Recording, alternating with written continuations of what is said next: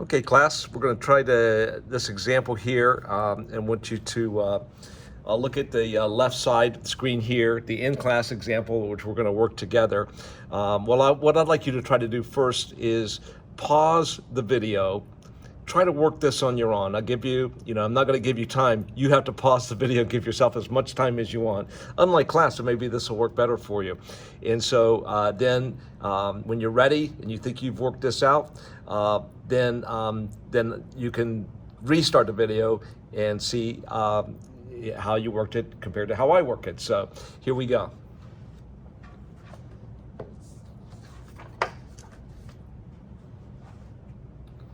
All right, hopefully you're able to handle that already. So number one, we're looking at a purchase of common shares for $13 a share using the treasury stock method. So we're going to, all the examples we're going to work and things you'll see in the exam will be the treasury stock method, not the retirement method. And so entry number one, I call the easy entry. So February 28th,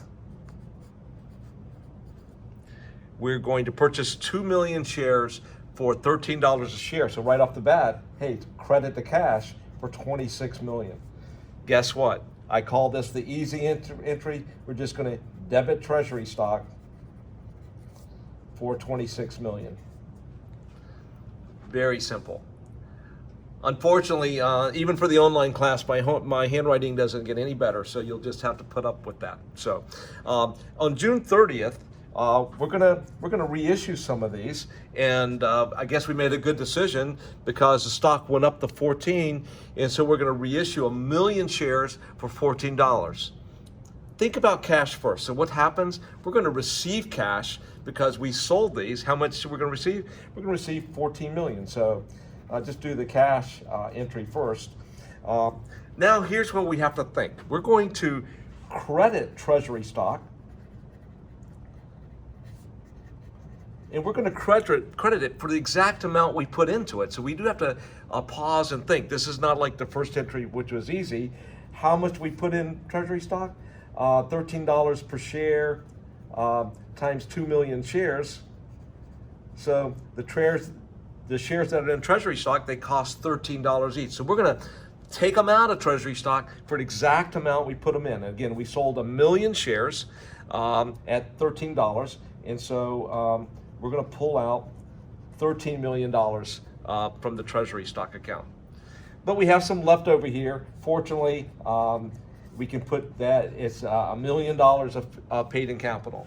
Notice it's a credit to equity, it's an increase in equity. That's a good thing, like a gain, but we are not allowed to record a gain or loss on buying or selling our own stock. That's not the business we're in.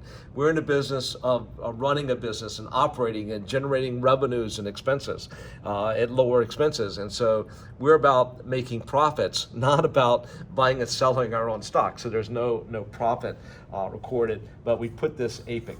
And again, we have to remember how much is in APIC, because once we sell at below the amount in APIC, now we got to go hit retained earnings.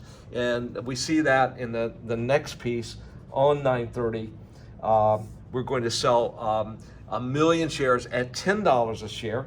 So cash, we're going to receive 10 million times $1. Again, easy math here. We're going to receive cash of 10 million. And we're going to pull the treasury stock out at how much? 13, the same 13 that we put it in there for. And so cash of 10 million, so we're going to credit treasury stock for 13 million. Again, where did the 13 come from?